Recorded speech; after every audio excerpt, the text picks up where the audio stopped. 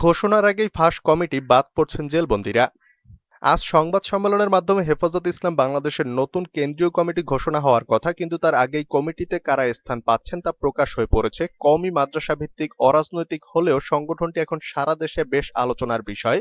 ফলে কমিটিতে কারা স্থান পাচ্ছেন সেদিকে সবার নজর। আজ সোমবার বেলা 11টায় রাজধানীর খিলগাঁও মাকজানুল উলুম মাদ্রাসায় সংবাদ সম্মেলনের মাধ্যমে নতুন কমিটি ঘোষণা করার কথা রয়েছে, তবে ঘোষণার আগেই ফাঁস হয়ে যায় নতুন কমিটির খসড়া তালিকা। এতে দেখা যায় কমিটি থেকে বাদ পড়েছেন জেলেবন্দী নেতারা। অবশ্য ফাঁস হওয়া তালিকা কতটুকু সত্য সে ব্যাপারে কিছুই বলছেন না সংগঠনটির নেতারা।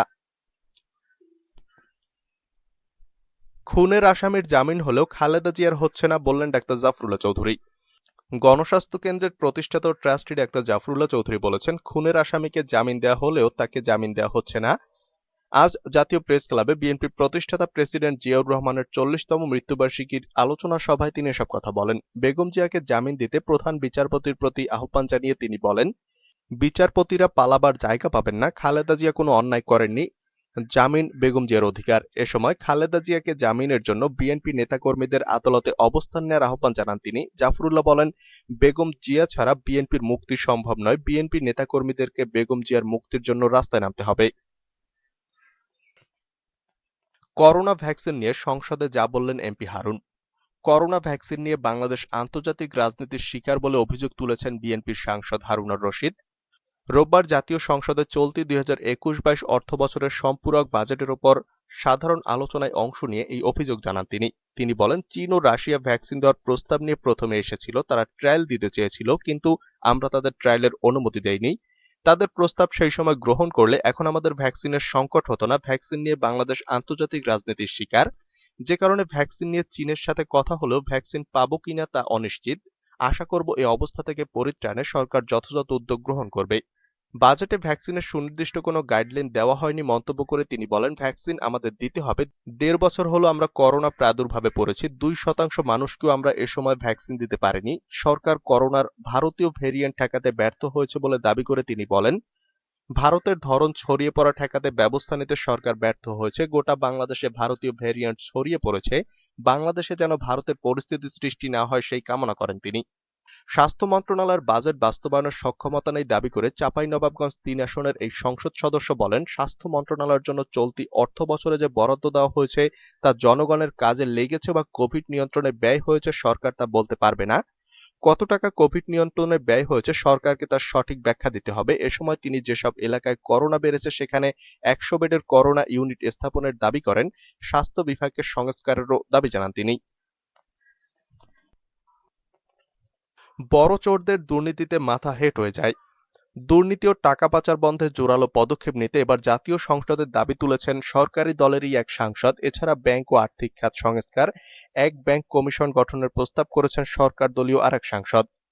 এছাড়া ব্যাংক ও আর্থিক খাত সংস্কার এবং ব্যাংক কমিশন গঠনের প্রস্তাব করেছেন সরকার দলীয় আরেক সাংসদ। গতকাল রোববার জাতীয় সংসদে 2020-21 অর্থ বছরের সম্পূরক বাজেটের উপর সাধারণ আলোচনায় অংশ নিয়ে ক্ষমতাসীন আওয়ামী লীগের সাংসদ আলী আশরাফ বলেন, বড় চোরদের দুর্নীতি, অর্থ পাচারের কারণে ঘৃণা ও লজ্জায় মাথা হেঁট হয়ে যায়। এসব বিষয়ে শক্ত পদক্ষেপ নেওয়া প্রয়োজন। বাজেট বাস্তবায়নের দক্ষতা না বাড়ালে, দুর্নীতি বন্ধ করা না গেলে বাজেটের লক্ষ্য অর্জন করা যাবে না। উল্লেখ্য, বর্তমানে বিশ্বের সবচেয়ে দুর্নীতিগ্রস্ত দেশগুলোর মধ্যে বাংলাদেশের অবস্থান 12তম। বার্লিন ভিত্তিক ট্রান্সপারেন্সি ইন্টারন্যাশনাল পরিচালিত দুর্নীতি ধারণা সূচক 2020 প্রতিবেদনের তথ্য এটি, যা চলতি বছরের 28 জানুয়ারি প্রকাশ করা হয়। স্বাস্থ্যবিধির কথা বলে জনগণের আন্দোলন বন্ধ রেখেছে সরকার, বললেন গয়েশ্বর চন্দ্র রায়। বিএনপির স্থায়ী কমিটির সদস্য গয়েশ্বর চন্দ্র রায় বলেছেন, স্বাস্থ্যবিধির কথা বলে জনগণের আন্দোলন সরকার বন্ধ রেখেছে। তিনি বলেন, কোভিড শেখ হাসিনাকে আশীর্বাদ দিচ্ছে। এই কোভিড দেখাইয়ে তারা নানা অপকর্ম করছে, জনগণকে হয়রানি করছে। আজকের স্বাস্থ্যবিধির কথা বলে জনগণের আন্দোলন, প্রোগ্রাম, মিটিং, মিছিল সবকিছু বন্ধ রেখেছে। সন্ধ্যায় জাতীয় প্রেস ক্লাবে জিয়াউর রহমানের 40তম মৃত্যুবার্ষিকী উপলক্ষে জাতীয়তাবাদী মুক্তিযোদ্ধা দল আয়োজিত এক সভায় এসব কথা বলেন গয়েশ্বর চন্দ্র রায়। তিনি বলেন, আপনাদের ভাববার কোনো কারণ নেই যে করোনার স্বাস্থ্য ঝুঁকি থেকে জনগণকে বাঁচানোর জন্য সরকার এই লকডাউন দিচ্ছে, এই বিধিনিষেধ দিচ্ছে, লকডাউন দিচ্ছে। সবকিছু তো চলছে, কোনো কিছু তো বন্ধ নেই, সবকিছু খোলা। আয়োজক সংগঠনের সভাপতি ইশতিয়াক আজিজ উলফাতের সভাপতিত্বে ও সাধারণ সম্পাদক সাদেক আহমেদ খানের পরিচালনায় আলোচনা সভায় আরও বক্তব্য রাখেন গণস্বাস্থ্য কেন্দ্রের প্রতিষ্ঠাতা ও ট্রাস্টি ডাক্তার জাফরুল্লাহ চৌধুরী। নাগরিক ঐক্যের আহ্বায়ক মাহমুদুর রহমান মান্না, যুগ্ম মহাসচিব সৈয়দ মোয়াজ্জেম হোসেন আলাল, স্বনির্ভর বিষয়ক সম্পাদক শিরিন সুলতানা সহ মুক্তিযোদ্ধা দলের নেতারা। ইসি থেকে সরলে এনআইডি হবে রাজনৈতিক হাতিয়ার। জাতীয় পরিচয়পত্র নিবন্ধন কার্যক্রম নির্বাচন কমিশন থেকে সরিয়ে স্বরাষ্ট্র মন্ত্রণালয়ের হাতে দেওয়ার যে উদ্যোগ নেওয়া হচ্ছে তা নির্বাচন কমিশনের উপর নগ্ন হস্তক্ষেপ বলে মনে করছেন দেশের বিশিষ্ট নাগরিকরা। তারা বলছেন এই উদ্যোগ বাস্তবায়িত হলে দেশ বিদেশে নেতিবাচক প্রভাব পড়বে, এটি রাজনৈতিক হাতিয়ার হিসেবে ব্যবহৃত হওয়ার আশঙ্কা রয়েছে। এর ফলে নির্বাচন ব্যবস্থা আরও অনিশ্চয়তার মধ্যে পড়বে। গতকাল রবিবার সুশাসনের জন্য নাগরিকের আয়োজনে সরকার কর্তৃক জাতীয় পরিচয় নিবন্ধন কার্যক্রম স্বরাষ্ট্র মন্ত্রণালয়ে ন্যস্ত করার উদ্যোগ ও প্রাসঙ্গিক ভাবনা শীর্ষক এক নাগরিক সংলাপে এসব বক্তব্য এসেছে।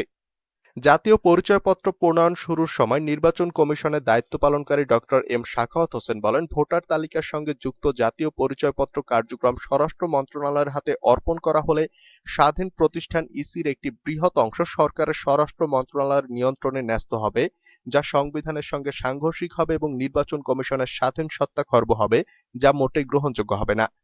এটি নিয়ে দেশ বিদেশের সরকারের উপর নেতিবাচক প্রভাব পড়বে এবং অন্যদিকে ভোটার তালিকা প্রণয়ন ও ব্যবহারের জটিলতা সৃষ্টি হবে।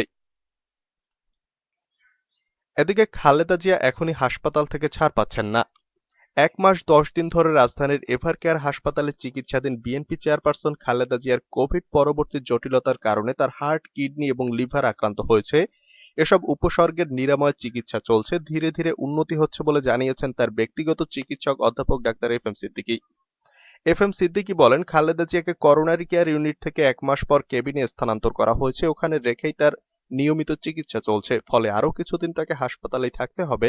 এ ধরনের রোগীর অবস্থা কখন কি হয় বলা মুশকিল, সুতরাং তিনি এখনো শঙ্কামুক্ত নন। খালেদা জিয়ার চিকিৎসকরা বলছেন, তার পোস্ট কোভিড যে জটিলতার পাশাপাশি তার অন্যান্য পুরনো রোগগুলো আগের মতোই আছে। আগামী কয়েকদিন তাকে পর্যবেক্ষণে রাখা হবে, তারপর অবস্থা বুঝে ব্যবস্থা। খালেদা জিয়ার পোস্ট কোভিড জটিলতার কিছুটা উন্নতি হয়েছে, এটাকে বড় ধরনের উন্নতি বলার সুযোগ নেই। খালেদা জিয়া এখনো তরল জাতীয় খাবার খাচ্ছেন, তিনি এমনিতে কম খাবার খান। হাসপাতালে ভর্তি হওয়ার পর বাইরে থেকে অর্থাৎ তার আত্মীয় স্বজনরা চিকিৎসকদের পরামর্শ অনুযায়ী খাবার নিয়ে আসেন। খালেদা জিয়া সেগুলো খান। হাসপাতাল কর্তৃপক্ষের অনুরোধে খালেদা জিয়ার পরিবারের সদস্যদের বাইরে দলের মহাসচিব মির্জা ফখরুল ইসলাম আলমগীর, তার একান্ত সচিব আব্দুস সত্তার ছাড়া অন্য কেউ তাকে দেখতে হাসপাতালে যান না। গত ১১ এপ্রিল করোনা শনাক্ত হন খালেদা জিয়ার। ২৭ এপ্রিল থেকে রাজধানীর এভারকেয়ার হাসপাতালে চিকিৎসাধীন আছেন তিনি। করোনার কারণে তার শ্বাসকষ্ট দেখা দিলে তাকে ৩ মে সিসিইউতে নেওয়া হয়। পরবর্তীতে গত ৩ জুন তাকে সিসিইউ থেকে কেবিনে স্থানান্তর করা হয়। বাবুনগরীর নেতৃত্বেই হেফাজতের নতুন কমিটি ঘোষণা আজ। জুনায়েদ বাবুনগরীকে আমির ও নুরুল ইসলাম জিহাদিকে মহাসচিব করে হেফাজত ইসলাম বাংলাদেশের নতুন কমিটি আজ ঘোষণা করা হতে পারে। এজন্য আজ সোমবার ঢাকায় সংবাদ সম্মেলন ডাকা হয়েছে।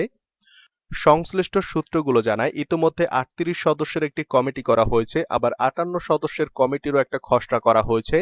গতকাল রোববার বিকেলে হেফাজতের নেতারা জানান, কমিটি ঘোষণার আগ পর্যন্ত বিভিন্ন পদের সংযোজন বিয়োজন হতে পারে, তবে কমিটির আকার সর্বোচ্চ ৪০ সদস্যের মধ্যে রাখার সম্ভাবনা বেশি। প্রস্তাবিত কমিটিতে প্রধান উপদেষ্টা রাখা হয়েছে মাওলানা মহিবুল্লাহ বাবুনগরীকে। নতুন কমিটিতে হেফাজতের প্রতিষ্ঠাতা আমির প্রয়াত শাহ আহমদ শফীর বড় ছেলে মাওলানা মোহাম্মদ ইউসুফকে রাখা হচ্ছে। শুরুতে খসড়া কমিটিতে তার নাম সহকারী মহাসচিব পদে লেখা ছিল, তবে সংশ্লিষ্ট একটি সূত্র জানায়, শেষ মুহূর্তেও কমিটিতে সংশোধনী হতে পারে। মোহাম্মদ ইউসুফ অন্য কোনো পদও পেতে পারেন। নতুন কমিটিতে সাংগঠনিক সম্পাদক হতে যাচ্ছেন মীর ইদ্রিস। তিনি এর আগে বিলুপ্ত কমিটির যুগ্ম মহাসচিব ছিলেন। আজ নতুন কমিটি ঘোষণা করা হবে বলে প্রথম আলোকে নিশ্চিত করেন মীর ইদ্রিস। জানতে চাইলে তিনি গতকাল বিকেলে বলেন, কমিটি হবে সর্বোচ্চ ৪০ জনের। আমির, মহাসচিব ও প্রধান উপদেষ্টা ছাড়া বাকিদের বিষয়ে কমিটি ঘোষণার আগ পর্যন্ত কিছু বলা যাচ্ছে না। ঘোষণা হলে জানাবেন কারা রয়েছেন কমিটিতে।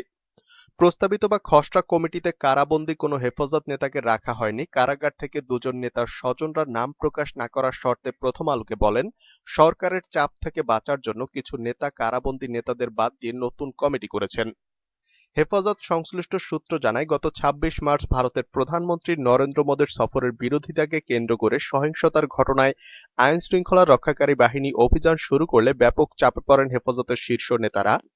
এর এক পর্যায়ে ২৬ এপ্রিল হেফাজতের কমিটি ভেঙে দেন জুনায়েদ বাবুনগরী। এর কয়েক ঘণ্টার মাথায় বাবুনগরীকে আহ্বায়ক করে ৫ সদস্যের আহ্বায়ক কমিটি ঘোষণা করা হয়। তারও আগে আমির শাহ আহমদ শফীর মৃত্যুর পর গত বছরের ২৬ ডিসেম্বর বাবুনগরীকে আমির ও নুরুল ইসলাম জিহাদিকে মহাসচিব করে ১৫১ সদস্যের কমিটি করা হয়। পরে কমিটি ২০১ সদস্য বিশিষ্ট করা হয়। ওই কমিটিতে আহমদ শফীর ছেলে আনাস মাদানির অনুসারী হিসেবে পরিচিত নেতাদের কাউকে রাখা হয়নি। এখন বাবুনগরীর নেতৃত্বে নতুন কমিটি ঘোষণা দিলে আনাস মাদানির অনুসারীরা পাল্টা কমিটি গঠন করবেন বলে গত বুধবার জাতীয় প্রেস ক্লাবে এক সংবাদ সম্মেলনে তারা বলেছেন। আনাস মাদানির অনুসারী হিসেবে পরিচিত হেফাজতের সাবেক যুগ্ম মহাসচিব মঈনুদ্দিন রুহি গতকাল বিকেলে প্রথম আলোকে বলেন তারা পাল্টা কমিটি করার প্রস্তুতি নিচ্ছেন। আন্দোলনে তরুণদের যুক্ত করতে না পারা বিএনপির ব্যর্থতা, বললেন মির্জা ফখরুল। গণ আন্দোলনের জন্য তরুণদের সামনে আনতে না পারার ব্যর্থতা বিএনপির বলে মন্তব্য করেছেন দলটির মহাসচিব মির্জা ফখরুল ইসলাম আলমগীর। একই সঙ্গে তিনি গণতন্ত্র ও মানুষের অধিকার রক্ষায় তরুণদের এগিয়ে আসার আহ্বান জানান। রোববার রাজধানীর জাতীয় প্রেস ক্লাবে বিএনপির প্রতিষ্ঠাতা সাবেক রাষ্ট্রপতি জিয়াউর রহমানের ৪০তম মৃত্যুবার্ষিকী উপলক্ষে মুক্তিযোদ্ধা দলের এক আলোচনা সভায় মির্জা ফখরুল ইসলাম আলমগীর একথা বলেন। মির্জা ফখরুল বলেন, পৃথিবীতে যা কিছু হয়েছে সবই তরুণদের আন্দোলনের মধ্য দিয়ে হয়েছে। এখন তরুণরা কোথায় দেখছি না। আমাদের ব্যর্থতা সেখানেই। আমি বিশ্বাস করি আমাদের ব্যর্থতা এখন পর্যন্ত তরুণদের সামনে আনতে পারিনি। গণতন্ত্র ও অধিকার রক্ষার জন্য তরুণদের এগিয়ে আসতে হবে। প্রয়াত রাষ্ট্রপতি জিয়াউর রহমান প্রসঙ্গে বিএনপি মহাসচিব বলেন, জিয়াউর রহমান দেশকে নতুন পরিচিতি দিয়েছেন। তিনি জাতির আশা আকাঙ্ক্ষা ও স্বপ্ন বাস্তবায়নের ডাক দিয়েছিলেন। যে আওয়ামী লীগকে মানুষ ভোট দিয়েছিলেন সেই আওয়ামী লীগ জনগণের সঙ্গে বিশ্বাসঘাতকতা করেছিল। তিনি বলেন, গণতন্ত্রকে হত্যা করা হয়েছে ১৯৭৫ সালে বাকশাল করে। এরপরে জিয়াউর রহমান জাতির দায়িত্ব নেন এবং মানুষ স্বপ্ন দেখতে শুরু করে। তিনি নতুন অস্তিত্ব দিয়েছেন। জিয়াউর রহমানকে অলৌকিক মানুষ বলে উল্লেখ করেন তিনি। মির্জা ফখরুল বলেন, খালেদা জিয়া গণতন্ত্রকে ফিরিয়ে এনেছিলেন। তিনি বাইরে বের হলে লাখ লাখ মানুষ বের হয়ে আসবে, তাই মিথ্যা মামলা দিয়ে তাকে বন্দী করে রাখা হয়েছে। তিনি গণতন্ত্রের জন্য ত্যাগ স্বীকার করেছেন। করোনা নিয়ে সরকার শুরু থেকেই ব্যবসা করছে অভিযোগ করে মির্জা ফখরুল বলেন, চীন ও রাশিয়ার সঙ্গে শুরুতে চুক্তি করেনি সরকার, কিন্তু এখন তাদের কাছে গিয়ে সরকার ধনা দিচ্ছে। ১৪ বছর ধরে আওয়ামী লীগ মানুষকে সর্বশান্ত করে দিচ্ছে অভিযোগ করে মির্জা ফখরুল বলেন, ৬ কোটি মানুষ দরিদ্র। বাজেটে তাদের জন্য ১৫০০ করে টাকা দেওয়ার আহ্বান জানিয়েছিল বিএনপি, কিন্তু তেলামাথায় সরকার তেল দিচ্ছে। ধনী ও যারা সরকারের সঙ্গে যুক্ত তাদের এই প্রণোদনা দিচ্ছে। এদিকে জিয়াউর রহমানের মৃত্যুবার্ষিকী উপলক্ষে ১৫ দিনের কর্মসূচি পালন না করে বিএনপি চেয়ারপারসন খালেদা জিয়ার মুক্তির জন্য আন্দোলনের রাস্তায় থাকার আহ্বান জানান গণস্বাস্থ্য কেন্দ্রের প্রতিষ্ঠাতা জাফরুল্লাহ চৌধুরী।